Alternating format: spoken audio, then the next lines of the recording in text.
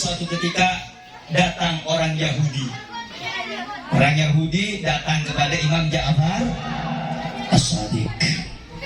Wahai Ja'far Shadiq, aku pengen bertanya kepadamu beberapa pertanyaan. Saya ingin bertanya kepadamu bahwa di dalam kitab sucimu yang disebut Al-Quran, Tuhanmu berfirman tidak ada yang dialpakan, tidak ada yang tidak ada di dalam Al-Quran, semuanya pasti ada.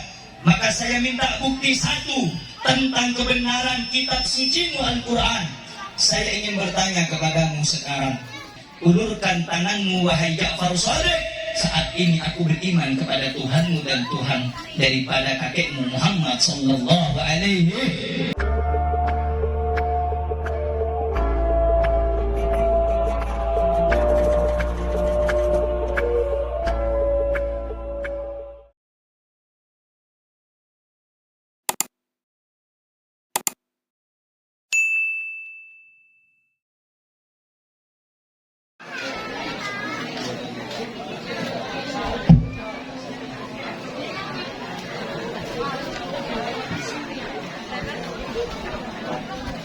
Bismillahirrahmanirrahim.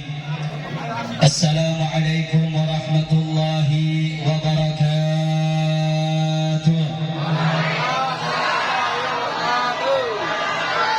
Alhamdulillahi rabbil alamin. Alhamdulillahilladzi hadana bi'abdihi al-mukhtar man da'ana ilaihi bil idni wa qad nadana labbaika ya man dallana wa hadana. صلى عليك الله بارئك الذي بك يا مشفع خصنا وهدانا مع آلك الأطهار معدن سرك الأسماء فهم سفن النجاة همانا وعلى صحابتك الكرام همات دينك أسبحوا لولائه عنوانا والتابعين لهم بصدق ما هدى هذه المودة حيج الأشجانا. اللهم صل وسلم وبارك وكرم وأظلم على سيدنا ونبينا وشفيعنا وقرة أعيننا سيدنا محمد حبيب الرحمن وسيد الأكوان الحاضر مع من صلى عليه في كل زمان ومكان وعلى آله وصحبه وبارك وسلم في كل آن. رب اشرح لي صدري ويسر لي أمري واحلل عقدة من لساني يفقه قولي وسدد لساني واهد قلبي بحق النبي وآله. أما بعد. Yang sama-sama kita muliakan, yang sama-sama kita hormati segenap para habaib, para alim ulama, para tokoh masyarakat, para aparatur pemerintah, para asatid. Wabil khusus yang saya cintai, yang saya muliakan, Al-Habib Hafid bin Ishaq Al-Mutahhar. Begitu juga yang sama-sama kita cintai dan kita muliakan, yaitu Al-Habib Farhan Al-Idrus. Yang sama-sama kita cintai Al-Ustadz Sufyan Al-Thawri. Begitu juga segenap para asatid, Al-Ustadz Muslimin dan juga Ustadz Wahyudi beserta Ketua Masjid Al-Amin, yaitu Bapak Sayyidi Arifin, beserta seluruh tokoh masyarakat, tokoh pemuda dan seluruh para sesepuh yang hadir pada malam hari yang mulia ini. Kita berdoa kepada Allah Subhanahu wa ta'ala, semoga beliau semuanya dipanjangkan umurnya oleh Allah Subhanahu wa ta'ala, dan mudah-mudahan beliau semuanya diberikan kesehatan zahiran wa batinan, dan mudah-mudahan beliau semuanya dilancarkan urusan dunia akhiratnya oleh Allah, dan mudah-mudahan keluarganya dijadikan keluarga yang dirahmati oleh Allah Subhanahu wa ta'ala. Yang saya cintai, yang saya muliakan juga segenap bapak-bapak, ibu-ibu, hadirin hadirat, para pemuda, para pemudi sekalian, umat baginda Muhammad sallallahu alaihi wa alihi wa sahbihi wasallam, Mudah-mudahan duduknya kita, hadirnya kita di acara peringatan Maulid Nabi Muhammad sallallahu alaihi wasallam ini mendapatkan keberkahan dan rahmat dari Allah Subhanahu wa taala, dan mudah-mudahan tidaklah kita kembali ke rumah kita masing-masing kecuali seluruh dosa-dosa kita diampuni oleh Allah Subhanahu wa taala, hajat kita dikabulkan oleh Allah Subhanahu wa taala, yang sakit disembuhkan, yang sulit dimudahkan urusannya oleh Allah Subhanahu wa taala. Amin ya rabbal alamin. Hadirin hadirat, Bapak Ibu yang dimuliakan oleh Allah Subhanahu wa taala, alhamdulillah, segala puja dan puji syukur kepada Allah Subhanahu wa taala. Pada malam hari yang mulia ini Allah Subhanahu wa taala memberikan kepada kita nikmat yang besar. Allah Subhanahu wa taala memberikan karunia-Nya yang besar. Allah memberikan anugerahnya yang sangat luar biasa, mulai dari nikmat iman, mulai dari nikmat Islam. Kemudian Allah jadikan kita umat yang terbaik, yaitu umat dan pengikut Nabi Muhammad sallallahu alaihi wasallam, yang mana tidak ada nikmat setelah iman dan Islam melebihi nikmat dijadikan umat Nabi Muhammad sallallahu alaihi wasallam. Kenapa nikmat dijadikan umat Nabi Muhammad adalah nikmat yang besar, yang wajib kita syukuri, yang wajib kita harus berterima kasih kepada Allah, karena menjadi bagian umat Rasulullah, menjadi bagian pengikutnya Nabi Muhammad sallallahu alaihi wasallam adalah manusia yang dicintai dan telah dimuliakan oleh Allah Subhanahu wa taala. Sebagaimana hal itu dijelaskan bapak-bapak, ibu-ibu di dalam Al-Qur'an. A'udzu billahi minasyaitonir rajim. Kuntum khaira ummatin ukhrijat lin-nas ta'muruna bil ma'ruf wa tanhauna 'anil munkar wa tu'minuna billah. Sesungguhnya kata Allah Subhanahu wa taala, kuntum khaira ummatin, kalian, kamu semuanya adalah umat yang terbaik, yang dikeluarkan ukhrijat linnas, untuk manusia, dilahirkan untuk manusia, dikeluarkan untuk manusia. Ta'muruna bil ma'ruf wa tanhauna 'anil munkar. Selama engkau menyeru orang lain kepada kebaikan dan mencegah manusia yang lain daripada kemungkaran. Wa tu'minuna billah, dan engkau beriman kepada Allah Subhanahu wa taala. Selama ibu-ibu dan bapak-bapak kita semuanya ini beriman kepada Allah, menyeru orang lain berbuat baik, mencegah orang lain melakukan kemungkaran, melakukan kezaliman, melakukan hal yang tidak baik, maka kita termasuk di jalan yang telah disyariatkan oleh Allah melalui Nabi Muhammad sallallahu alaihi wasallam. Bila mana orang tersebut telah mengamalkan apa yang disebutkan dalam Al-Qur'an, maka dia mendapatkan titel dari Allah Subhanahu wa taala. Apa titelnya dari Allah?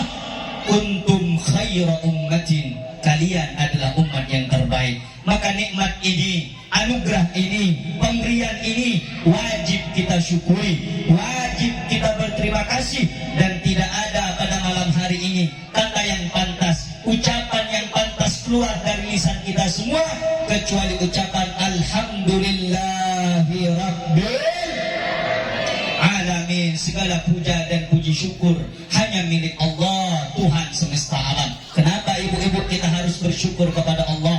Kenapa kita harus berterima kasih kepada Allah? Banyak orang yang tidak sadar bahwa setiap Allah memberikan kenikmatan, dia mengatakan nikmat itu atas usaha yang ia lakukan. Padahal seluruh kenikmatan yang dia rasakan, baik itu nafasnya, baik itu usianya, baik itu keluarganya, baik itu harta bendanya, semuanya itu adalah pemberian dari Allah Subhanahu wa taala, sebagaimana Allah nyatakan di dalam Al-Qur'an, wa in ta'uddu ni'matallahi la tuhsuha. Jika kamu ingin menghitung nikmat Allah, sungguh kalian tidak akan mampu menghitung pemberian Allah Subhanahu wa taala. Kedua kaki kita yang berjalan ke majelis ini adalah nikmat pemberian dari Allah. Mata kita dengan kedua bola mata kita memandang, itu adalah anugerah nikmat dari Allah. Tangan untuk menggenggam adalah anugerah pemberian dari Allah. Telinga untuk mendengar adalah nikmat dari Allah. Hati hati untuk merasakan adalah pemberian dari Allah, dan seluruh anggota tubuh yang ada di dalam diri kita adalah anugerah dari Allah Subhanahu wa taala yang wajib kita syukuri bapak-bapak, ibu-ibu. Kenapa? Bila mana Allah ingin memberikan rezeki dan juga nikmatnya agar tertambah kepada kita, maka wajib kuncinya untuk bersyukur kepada Allah. Allah berfirman di dalam Al-Quran, A'udzu billahi minasyaitonir rajim. La in syakartum la azidannakum wa la in kafartum inna adzabi lasyadid. Jika kamu sekalian, kata Allah, berterima kasih, bersyukur atas nikmat yang aku berikan, pasti akan aku tambah nikmatku kepadamu, kata Allah. Tetapi ingat, kata Allah, wala in kafartum inna adzabi lasyadid. Tapi jika engkau coba-coba kufur atas nikmat yang aku berikan, lalai atas nikmat yang aku berikan, dan engkau gunakan untuk membuat kebangkanganmu, kedurhakaanmu kepada Allah Subhanahu wa taala, inna adzabi lasyadid. Sungguh, kata Allah, siksaku, azabku teramat sangat pedih.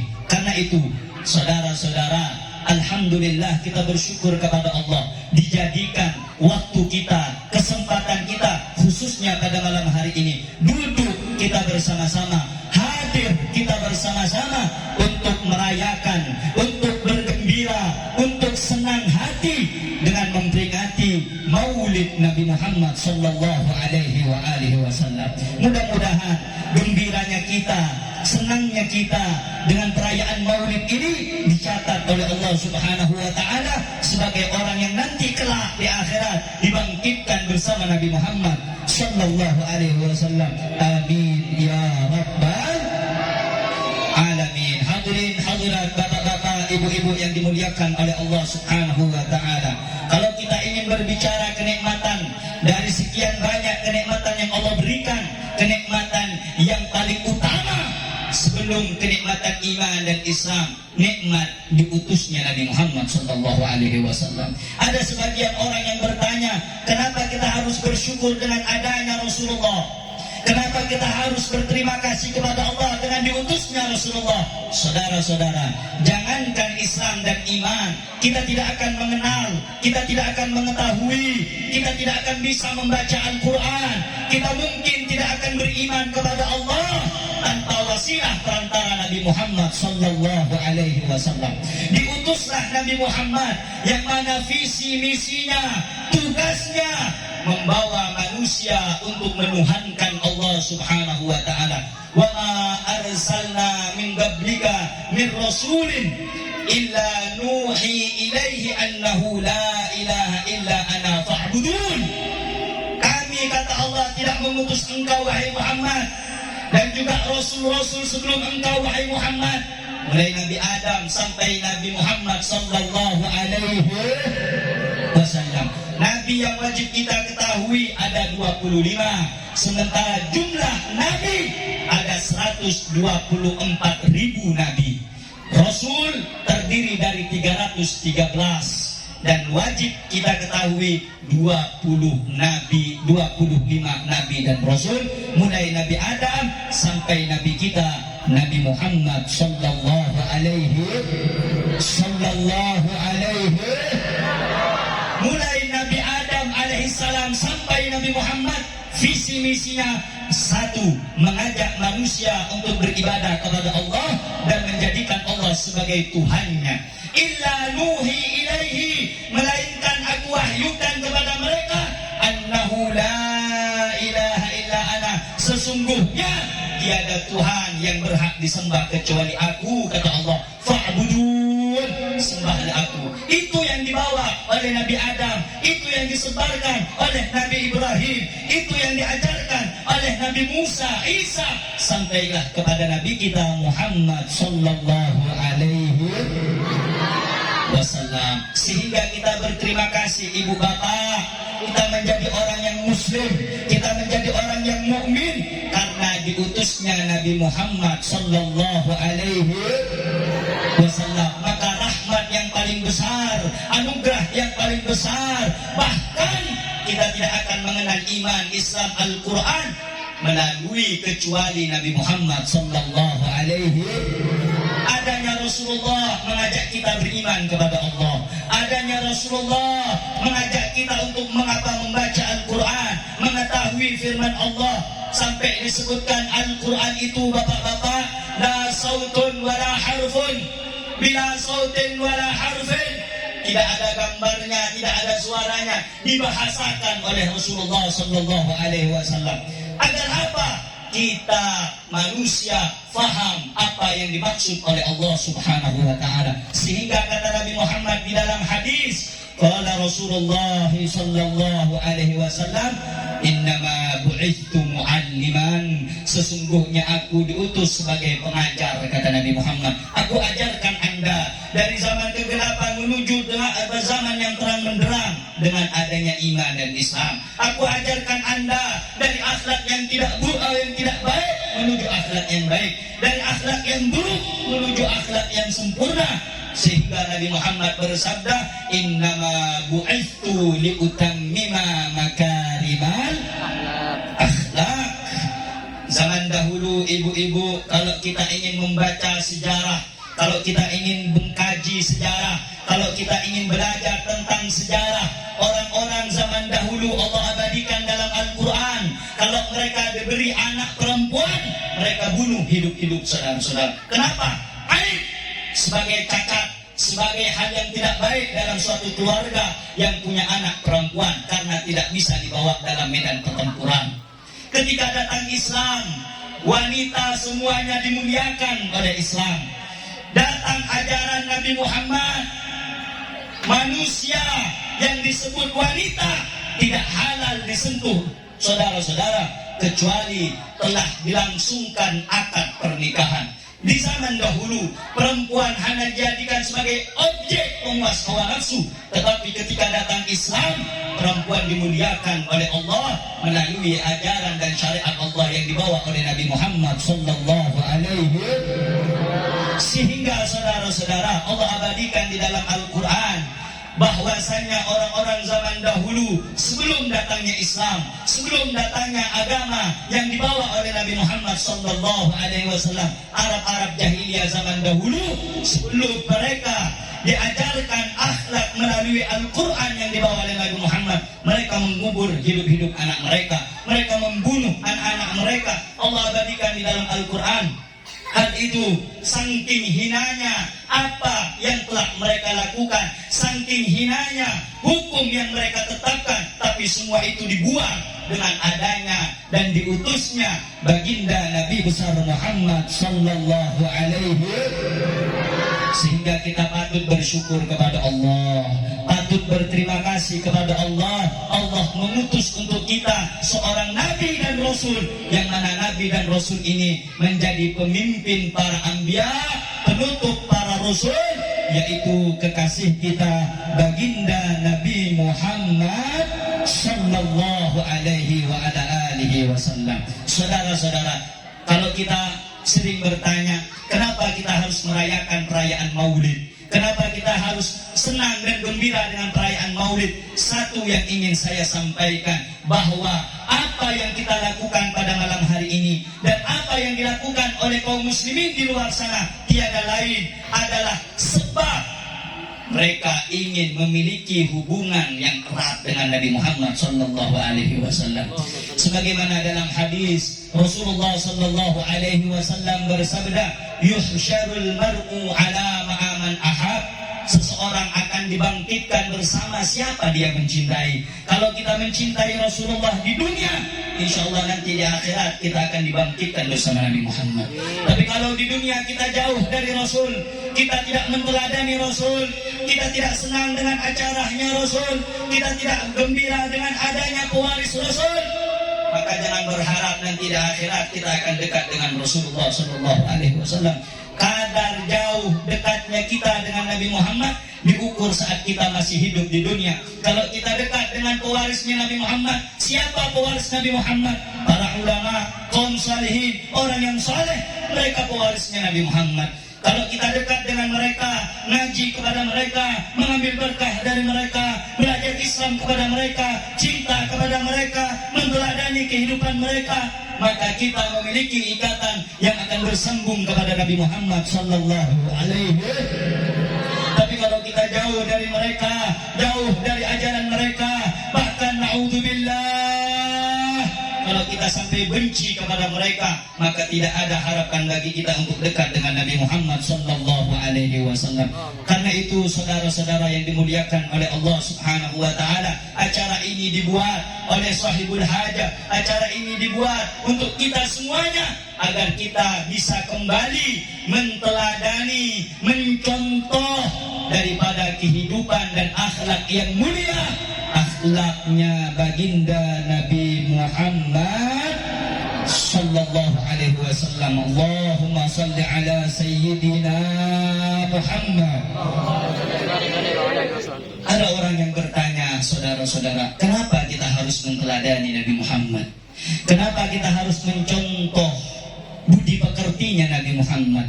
Saudara-saudara, yang kita buat acara pada malam hari ini, peringatan perayaan Maulid, ini bukan manusia seperti kita. Sampai disebutkan dalam syair, bal huwa yaqutatun bainal hajar. Rasulullah itu bagaikan batu yakut di antara batu-batu biasa.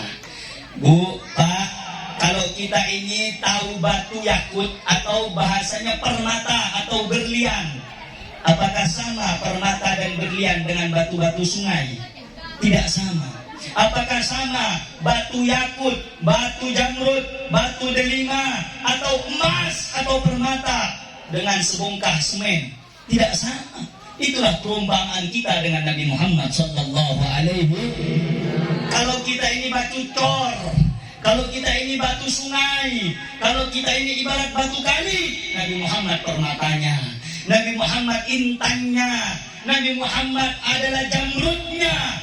Makanya saudara-saudara, kita mengadakan acara ini agar kita kepercikan kemuliaan permata yang mulia Nabi Muhammad sallallahu alaihi wasallam. Yang kita buat acara ini, kita baca sholawat mahlul qiyam, Allahumma salli ala sayyidina Muhammad wa ala ali sayyidina Muhammad, marhaban ya nural aini, marhaban ya jaddal hasanain. Bukan manusia biasa, bukan manusia sembarangan. Dia manusia yang membuat Allah mengucapkan sholawat dan salam kepadanya. Kalau kita ini, Bu, tidak ada Allah mengucapkan sholawat salam untuk kita, kecuali kita terlebih dahulu mengucapkan sholawat dan salam kepada Rasul, baru Allah bersolawat dan mengucapkan salam kepada kita. Kenapa? Karena kita terlebih dahulu telah mengucapkan sholawat dan salam kepada Nabi. Sebagaimana di dalam kitabnya Syekh Yusuf bin Ismail An-Nabhani, qala Rasulullah sallallahu alaihi wasallam annahu ja'ani Jibril alaihi salam faqala ama yurdika faqala Allah ta'ala ama yurdika ya Muhammad an la yusalli alaika ahadun min ummatik illa sallaitu alaihi asyra. Pada saat itu kata Rasulullah, Jibril datang kepadaku. Kemudian Jibril berkata, ya Rasulullah, Allah subhanahu wa ta'ala berfirman, tidakkah engkau ridha wahai Muhammad? Tidakkah engkau suka wahai Muhammad? Bila mana tidaklah ada seorang pun dari umatmu yang membaca sholawat kepadamu, kecuali aku akan mengucapkan 10 sholawat kepada orang tersebut. Ibu-ibu, bapak-bapak yang dimuliakan oleh Allah, kalau kita ini, Bu, Pak, baca sholawat Allahumma salli ala sayyidina Muhammad wa ala ali sayyidina, atau kita mengucapkan salam assalamu alayka ya Rasul, atau assalamu alayka ayyuhan nabiyyu wa rahmatullahi wa barakatuh. Satu kali kita sholawat, satu kali kita mengucapkan salam, baru Allah jawab 10 sholawat untuk kita dan 10 salam untuk kita. Syaratnya satu, kita terlebih dahulu harus mengucapkan sholawat dan salam kepada Nabi. Ini manusia yang luar biasa, Bu, yang kita peringati, kita rayakan hari kelahirannya. dia manusia yang Allah bersolawat kepadanya. Di mana kita temukan hal itu? Dalam Al-Quran surat Al-Ahzab. Allah subhanahu wa ta'ala berfirman, Innallaha wa malaikatahu yusalluna ala nabi ya ayyuhalladzina amanu sallu alaihi wa sallimu taslima. Ibu-ibu, bapak-bapak, perhatikan terlebih dahulu. Saya jelaskan sedikit saja. Innallaha, sesungguhnya Allah, wa malaikatahu, beserta malaikat-malaikatnya, yusalluna 'alan nabi, senantiasa selalu bersolawat kepada Bu, Pak, sebelum kita baca solawat, sebelum kita diperintahkan mengucapkan salam kepada Nabi, pertama kali yang mengucapkan solawat dan salam kepada Nabi Allah subhanahu, barulah para malaikat, setelah Allah dan malaikat, baru Allah perintahkan, ya ayyuhalladzina amanu, wahai orang yang beriman, sallu, bersolawatlah, alaihi, atas Nabi, wasallimu, dan ucapkanlah salam, taslima, salam yang penuh penghormat. Jadi yang pertama kali mengucapkan salam dan juga solawat Allah subhanahu. Sebelum kita ini berkumpul ramai-ramai baca Allahumma sholli ala Muhammad, sebelum kita kumpul ramai-ramai macam malam ini mengucapkan salam kepada Rasul, pertama kali yang solawat dan salam Allah subhanahu. Manusia mana ibu-ibu, manusia mana bapak-bapak yang membuat Allah mengucapkan salam kecuali Nabi kita Muhammad sallallahu alaihi. Karena itu ibu-ibu, bapak-bapak yang dimuliakan oleh Allah subhanahu wa ta'ala, jadikan momen perayaan ataupun peringatan maulid semacam ini momen untuk memotivasi, mendorong diri kita, mendorong hati kita untuk lebih menteladani dan mencintai Nabi Muhammad sallallahu alaihi.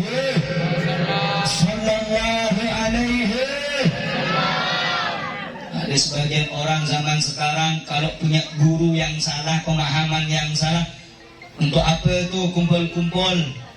Kata orang itu mau bikin acara maulid. Mana ada acara maulid di zaman Nabi? Perbuatan macam itu keluar dari Islam. Perbuatan macam itu tak meneladani para sahabat. Sahabat tak ada yang bikin acara maulid. Sahabat tak ada yang bikin peringatan kumpul-kumpul baca sholawat. Tak ada. Itulah orang-orang yang tak memiliki guru yang benar. Itulah orang-orang yang pendek akal pemikirannya tentang agama. Bukankah Allah menyatakan di dalam Al-Quran, ma faratna fi kitabim min syai'? Oh, Pak, tidak ada yang dialpakan dalam Al-Quran itu, tidak ada. Semuanya ada jawaban. Ibu mau cari hukum apa? Ada dalam Al-Quran. Ibu mau cari urusan apa? Ada dalam Al-Quran. Baik urusan dunia ataupun urusan akhir. Sedikit saya cerita saudara-saudara. Dahulu ada orang Yahudi datang kepada Imam Ja'far as-Shadiq. Imam Ja'far as-Shadiq ini cucunya Nabi Muhammad sallallahu alaihi. Al-Imam Ja'far as-Shadiq bin Musa al-Kadhim, Imam Ja'far as-Shadiq bin Muhammad al-Baqir bin Ali Zain al-Abidin, Ibn al-Imam Husain, Imam Husain putra Sayyidina Ali. Sayyidina Ali menikah dengan Hubabah Fatimah binti Muhammad sallallahu alaihi wasallam. Imam Ja'far Shadiq ini orang yang sangat luar biasa. Seluruh ilmu, baik ilmu syariat, ilmu tariqah, ilmu hakikat, ilmu ma'rifat, kembali bermuara kepada Imam Ja'far as-Shadiq radhiyallahu ta'ala anhu. Karena keluasan ilmunya, karena kearifannya, dan juga karena kealimannya. Imam Ja'far as-Shadiq suatu ketika datang orang Yahudi. Orang Yahudi datang kepada Imam Ja'far as-Shadiq. pengen bertanya kepadamu beberapa pertanyaan.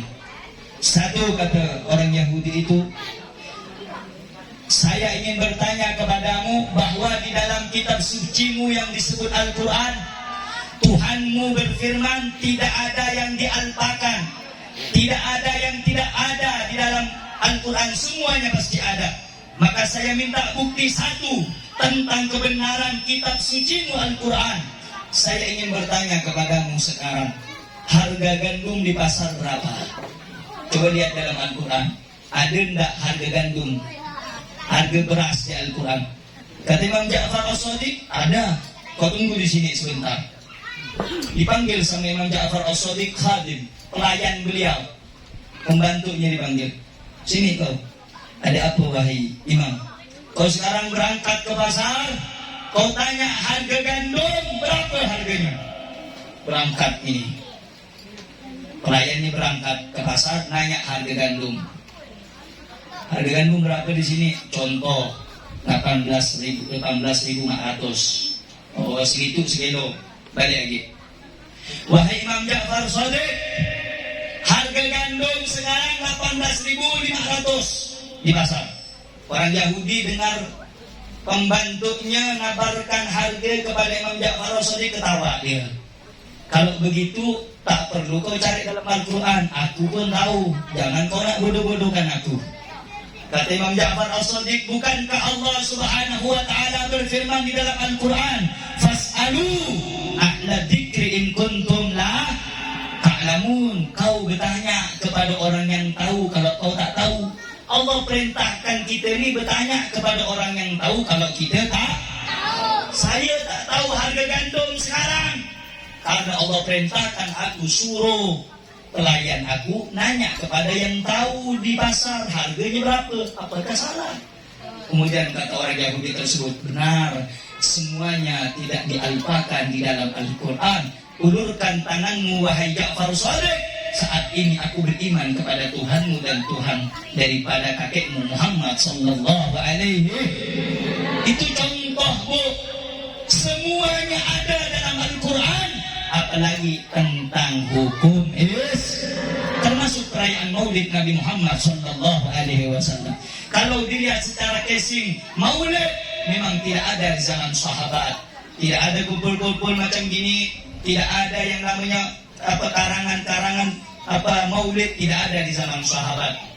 Tetapi kalau kita mengkaji jauh lebih dalam, maka kita akan dapati bahwa setiap maulid yang dibaca seperti tadi Maulid Al-Habsyi, di dalamnya ada pujian kepada Rasul.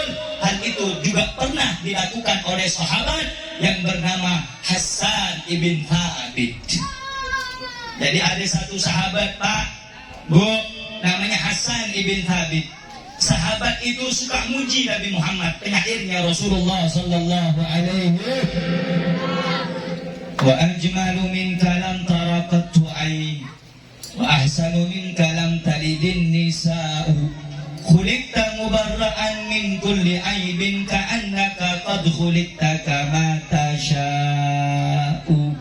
Itu syairnya Hassan ibn Thabit. Ya Rasulullah, setampan engkau tak akan pernah terlihat oleh mata lagi, seindah engkau tak akan terlahir dari wanita manapun. Engkau tercipta terbebas dari segala macam cacat dan celah, seakan-akan engkau tercipta semaumu sendiri. Allahumma sholli ala Muhammad. Itulah Nabi kita, saudara-saudara. Nabi Muhammad sallallahu alaihi, manusia yang memiliki perangai yang istimewa, akhlak yang istimewa, perangai yang luar biasa, ketampanan yang memukau, juga akhlak yang sempurna. Makanya kita ini baca sholawat, saudara-saudara, karena kita memuji manusia yang sempurna, yang telah disempurnakan oleh Allah Subhanahu. Allahumma sholli ala Muhammad. Allahumma sholli ala Muhammad. Allahumma sholli ala Sayyidina Muhammad. Kemudian yang kedua, kenapa kita mengadakan acara perayaan Maulid? Agar kita tidak jauh kehilangan teladan, saudara-saudara. Zaman sekarang miris, ibu-ibu, bapak-bapak. Anak-anak muda zaman sekarang sudah tidak lagi menteladani Nabi Muhammad. Sudah tidak lagi mencontoh Nabi Muhammad. Mereka jauh dari Rasul. Mereka terombang-ambing dengan keadaan zaman sekarang ini, saudara-saudara. Maka itu jangan jauh dari ulama. Jangan jauh dari orang soleh. Cintai mereka, mereka orang soleh. Sayangi mereka, mereka para ulama. Sayang mereka orang-orang yang dekat kepada Allah. Dengan cara kita belajar mengikuti kisah kehidupan mereka orang-orang soleh. Apalagi saudara-saudara, zaman ini adalah zaman yang penuh dengan fitnah, penuh dengan mara bahaya. Yang mana mara bahaya itu tidak hanya merusak daripada jasad dan jasmani kita, tapi ada mara bahaya dan musibah yang lebih besar yang akan merusak hati dan jiwa anak-anak kita. Apa itu? Yaitu akhlak yang tidak baik, pergaulan yang tidak baik, contoh-contoh dan teladan yang tidak baik. Maka itu kembalilah kita, ajarkan anak-anak kita, ajarkan keluarga-keluarga kita, ajarkan tetangga-tetangga kita, ajarkan sanak kerabat kami kita untuk mengikuti teladan, menjadikan Rasul sebagai suri tauladannya, yaitu tauladan Nabi Muhammad sallallahu alaihi wasallam. Allah firmankan di dalam Al-Quran, laqad kana lakum fi rasulillahi uswatun hasanah liman kana yarjullaha wal yawmal akhir wa dzakarallaha katsira. Sungguh telah ada, Bu, sungguh telah ada, Pak, di dalam diri Rasulullah suri tauladan yang baik. Jangan cari teladan kemana-mana, jangan cari contoh kemana-mana, jangan cari figur kemana-mana. Boleh mencontoh figur, boleh niru seseorang, selama orang itu mencontoh dan menteladani Nabi Muhammad sallallahu alaihi wasallam. Keluar dari Nabi Muhammad, jangan jadikan teladan. Keluar dari Rasulullah, jangan jadikan teladan, saudara-saudara. Karena figur yang diakui oleh Allah dalam Al-Quran, figur dan teladannya Nabi Muhammad sallallahu alaihi wasallam. Laqad kana lakum fi rasulillahi uswatun. Sungguh telah ada di dalam diri Nabi kita Muhammad suri tauladan yang baik, budi pekerti yang baik, akhlak yang baik. Macam mana akhlak Nabi itu, Be? Nah, ini biar ibu-ibu tahu. Akhlak Nabi itu kalau fisik pribadinya dihina, dia tak melawan. Akhlak dan fisik pribadi Nabi sallallahu alaihi wasallam pribadinya dihina, beliau diam tak menjawab. Bahkan kalau kita lihat di dalam riwayat, Nabi itu pernah ingin sholat beberapa kali. Setiap ingin sholat diludah semua orang kafir. Nabi tidak marah. Kenapa? Pribadinya yang diserang, pribadinya yang dihina, pribadinya yang dilecehkan. Nabi diam, saudara-saudara. Bahkan beberapa riwayat sampai putri beliau bernama Sayyidatuna Fatimah itu sampai nangis-nangis, Bu. Bersihkan apa? Kotoran onta yang disimpan di pundak Nabi pada saat Nabi melaksanakan sholat. Kalau kita zaman sekarang di sholat nyaman, tidak ada yang ganggu. Kalau zaman sekarang kita di sholat, tidak ada yang ngacau. Kalau zaman Nabi sallallahu alaihi wasallam, perjuangan nyebarkan sholat itu luar biasa, nyebarkan Islam itu luar biasa. Sampai-sampai kalau Nabi sholat, saudara-saudara, sama Abu Jahal dan konco-konconya, kawan-kawan geng-geng dia, itu kalau Nabi lagi sholat dikasih isi dalam unta, disimpan di pundaknya Nabi Muhammad. Sampai Siti Fatimah itu kalau bersihkan diambil, nangis Siti Fatimah. Saking sedihnya melihat ayahnya setiap sholat, setiap ibadah senantiasa dilecehkan oleh orang-orang kafir. Tapi Nabi diam, Nabi tak marah. Jawabnya satu, kenapa?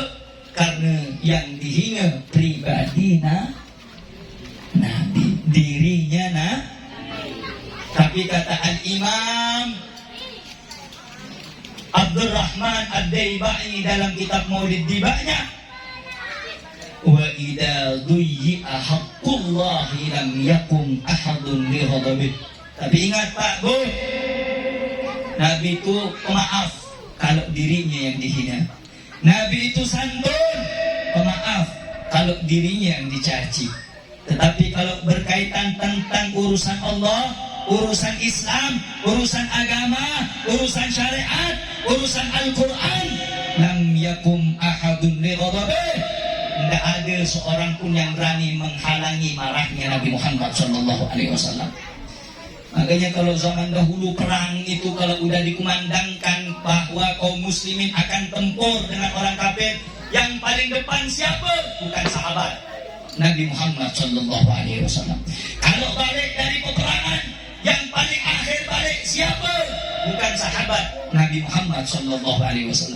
Kenapa pada saat berangkat perang Nabi berada di depan? Karena Nabi SAW ingin melindungi sahabat-sahabatnya. Dan kenapa ketika Nabi pulang dari peperangan paling belakang? Takut ada sahabat yang ketinggalan, maka Nabi adalah orang yang paling akhir yang akan menjaga sahabat-sahabatnya. Itu Nabi Muhammad SAW. Maka tidak ada teladan untuk kita semuanya melebihi teladan kita untuk menteladani Nabi Muhammad SAW. Di zaman luar biasa, Pak, zaman merasuk daripada anak-anak muda kita. Anak muda kita dijauhkan dari Rasul, mulai dari minuman kerasnya, mulai dari perjudiannya, mulai dari pergaulan bebasnya. Semuanya itu mereka adalah orang-orang yang sudah terkontaminasi daripada perbuatan pergaulan orang-orang yang tidak mencontoh Nabi Muhammad SAW. Apalagi ini akhir, Pak, akhir tahun. Betul atau betul? Betul atau betul? Betul atau betul? Akhir, bentar lagi tahun. Jangan senang tahun baru, bukan tahun baru kita itu. Tahun baru kita Hijriah tanggal 1 Muharram. Betul? Tanggal 1.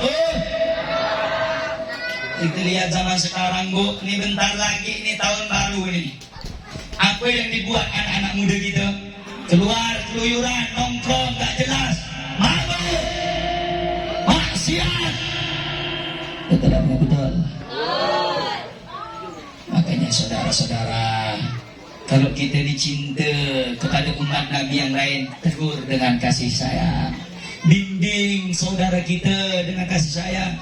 Ada sebagian orang zaman sekarang kalau dikasih nasihat, yang mabuk ni aku, yang maksiat ni aku, kenapa kau ngurus hidup aku? Ya, yang mabuk kau, yang judi kau, yang maksiat kau. Tapi kalau Allah kasih adab, bukan kau yang mampus, aku pun mampus. Betul betul? Betul betul? Kalau Allah kasih adab, kita yang diam yang nonton ni kena benda. Kena benda.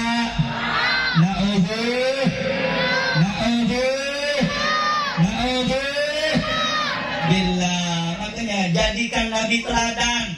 Apa teladan Nabi? Man tashabbaha biqaumin fahuwa minhum. Siapa yang menyerupai satu kaum, Allah jadikan golongan kaum tersebut. Sekarang ini bukan hari raya kita, bukan pesta-pesta kita. Jangan ikut-ikut. Kalau kita ikut kebiasaan mereka, sama tak beri kita macam mereka. Faham atau tidak? Jelas atau tidak? Macam mana Habib cara untuk meminimalisir, mengurangi keadaan malam tahun baru ni? Biarkan dia. Kita tidak menghalangi mereka untuk berpesta, silakan. Orang-orang yang di luar Islam, silakan. Tetapi yang kita kecewakan kalau ada satu di antara kita yang mengikuti perbuatan mereka. Tidak ada, Bu, malam yang lebih bahaya dari malam tahun baru. Kenapa?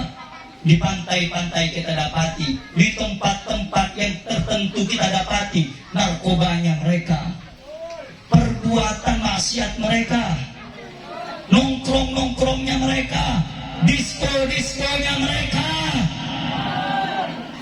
Sampai-sampai saudara-saudara, perkumpulan kita yang malam ini nih kecil dibandingkan ribuan mereka yang keluyuran pada malam tahun baru. Kenapa mereka seperti itu? Kurangnya mereka, cintanya mereka dalam menteladani baginda Nabi besar Muhammad Sallallahu alaihi wasallam. Maka ingatkan, nanti malam tahun baru jangan keluar di rumah ya. Zikir, ibadah, sholat maghrib, sholat isya, kumpul dengan keluarga. Jangan ikut keluyuran. Jam 12, jam 1, jam 2 anaknya tak balik, tak dicari. Nelpon laki-laki, Pak, Mak, aku nak izin. Nak ke mana? Nak ngapel dengan cewek aku. Malam tahun baru ni, hati-hati ya. Jangan sampai lupa balik. Nanti jam 2 balik, jam 2 bawa balik. Akhirnya saudara-saudara, na'udzubillahi min dzalik, gara-gara bakso semangkok masuk angin 9 bulan. Gara-gara malam tahun, gara-gara bakar jagung 2-3 butir masuk angin 9.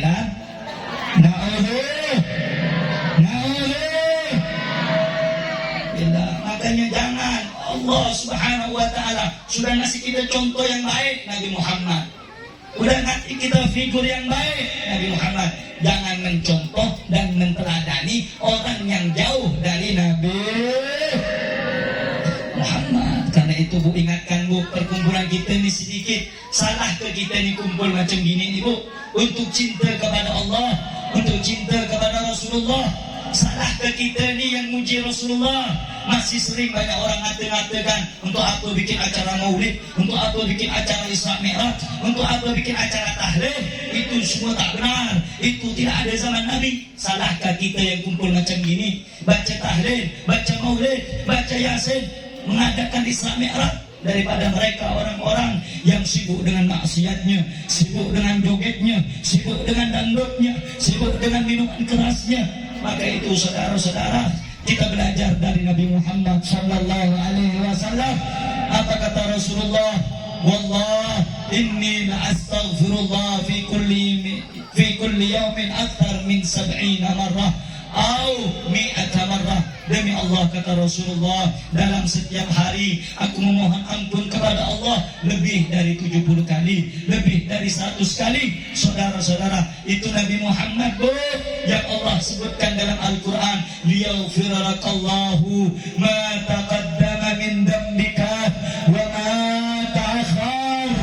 Dosanya Nabi telah diampuni, dosanya Nabi telah dimaafkan, yang telah lalu atau yang akan datang, yang dulu di masa yang akan datang, semuanya diampuni. Nabi masih mohon ampun kepada Allah, Nabi masih beristighfar kepada Allah. Sadarkah kita Bu, dalam setiap malamnya, dalam setiap waktunya, dalam setiap detiknya kita durhaka kepada Allah, lalai dalam melaksanakan sholat, yang laki-laki lalai dalam mendidik keluarga, lalai dalam mendidik anak dan istrinya, yang perempuan bangkang berani melawan suami, tidak mau mendidik anaknya. Saudara-saudara, contohlah Nabi Muhammad, sekalipun Rasulullah manusia yang terpelihara dari dosa, manusia yang dijamin pasti masuk surga, masih takut kepada Allah, takut kepada neraka Allah, takut daripada siksa Allah. Apakah kita tidak pernah sadar, saudara-saudara, bahwa setiap malaikat maut memperhatikan kita dalam setiap harinya? Imam Junaid mengatakan bahwasanya malaikat maut itu yatasaffahu wujuhan nas khamsa marratin fi kulli yawmin. Malaikat maut itu senantiasa memperhatikan wajahnya manusia masing-masingnya dalam setiap hari 5 kali. Wajah kita ini udah dilihat oleh malaikat maut, tinggal nunggu perintah dari Allah dicabut nyawa atau tidak. Apakah kita siap mati dalam keadaan yang baik atau tidak? Itu yang dikhawatirkan oleh Nabi kita Sayyiduna Muhammad sallallahu alaihi wasallam. Kita belum dijamin surga, kita belum dijamin selamat dari api neraka. Maka jangan pernah aman daripada azab Allah Subhanahu wa ta'ala. Jadikan waktu kita Bu, jadikan waktu kita Pak, sisa-sisa umur kita ini untuk ibadah, untuk salat, untuk sujud kepada Allah Subhanahu. Tidak ada yang bisa menjamin kita selamat kecuali atas izin Allah dan syafaatnya Nabi Muhammad sallallahu alaihi wasallam. Ada di antara, kata Nabi Muhammad, sab'atun yudhilluhumullahu yauma la dhilla illa dhilluh. Ada 7 golongan yang mana nanti nanti tidak ada naungan yang bisa memberikan naungan kecuali naungan dari Allah Subhanahu wa taala. 7 golongan yang akan selamat. Siapa di antaranya? Di antaranya orang yang cinta kepada ibu bapaknya. Kemudian syabun nasya'a fi ibadatillah, anak muda yang tumbuh dengan ibadah. Ajarkan anak kita ngaji biar tumbuh dewasa menjadi orang yang ahli Al-Quran, biar tumbuh nanti dewasa menjadi ahli ibadah. Ajarkan keluarga kita, Pak, Anda selaku pemimpin, kullukum ra'in wa kullukum mas'ulun an ra'iyatihi. Kamu bapak-bapak pemimpin keluarganya, nanti kalau mati ditanya oleh Allah Subhanahu wa taala. Yang ibu-ibu pemimpin bagi anaknya, nanti ditanya oleh Allah Subhanahu wa taala. Oleh karena itu, wasiat saya yang terakhir sebelum saya tutup ceramah saya pada malam hari ini, jangan pernah jauh dari Nabi Muhammad. Jangan pernah bosan menteladani Nabi Muhammad. Sebesar apapun godaan di luar sana ingin menghancurkan keluarga kita, menghancurkan diri kita, kita lawan agar kita tidak keluar daripada keteladanan Nabi Muhammad sallallahu alaihi wasallam. Kalau nanti malam tahun baru adalah malam puncaknya maksiat, puncaknya narkoba, puncaknya perjudian, maka kita jadikan keluarga kecil kita puncak zikir kita, puncak sholawat kita, puncak ibadah kita kepada Allah Subhanahu wa taala. Jadikan nanti malam tahun baru bukan malam yang jauh dari Allah, bukan malam yang jauh dari Rasulullah, tapi jadikan malam tahun baru malam semakin dekatnya kita dengan Allah, malam semakin makmurnya kita dalam ibadah kepada Allah Subhanahu wa taala. Dan ingat saudara-saudara, akhir wafat kita, akhir nyawa kita, kullu nafsin dha'iqatul maut. Semua yang bernyawa, semua yang bernafas pasti akan merasakan kematian. Maka itu kita belajar tentang bagaimana ingin mati yang baik, mati yang husnul khatimah. Di antaranya doa yang diajarkan oleh Nabi Yusuf di dalam Al-Quran, tawaffani musliman wa alhiqni bisalihin. Ya Allah, wafatkan kami dalam keadaan muslim dan kumpulkan kami bersama orang soleh. Maksudnya apa? Beliau mengajarkan kita jangan putus asa dalam berdoa, jangan putus asa untuk minta kepada Allah.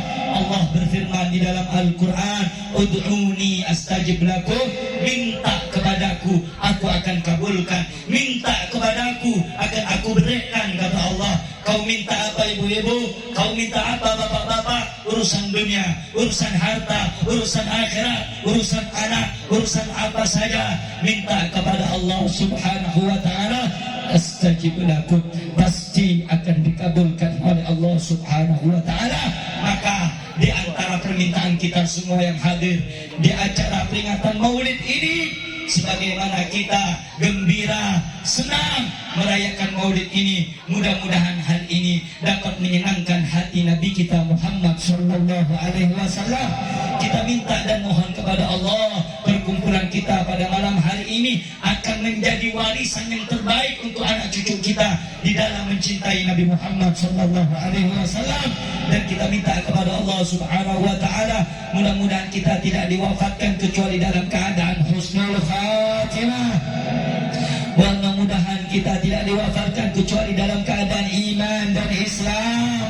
Dan mudah-mudahan saudara-saudara, ketika ditarik ruh dari jasad kita, ketika ditarik ruh dari badan kita, mudah-mudahan ruh kita tidak terbontang-panting, tidak dalam keadaan berat atau sakit, sehingga ruh kita ditarik sebagaimana Allah menarik ruhnya para aulia, ruhnya kaum salihin. Dan mudah-mudahan ruhnya kita dikumpulkan bersama Nabi Muhammad sallallahu alaihi wasallam.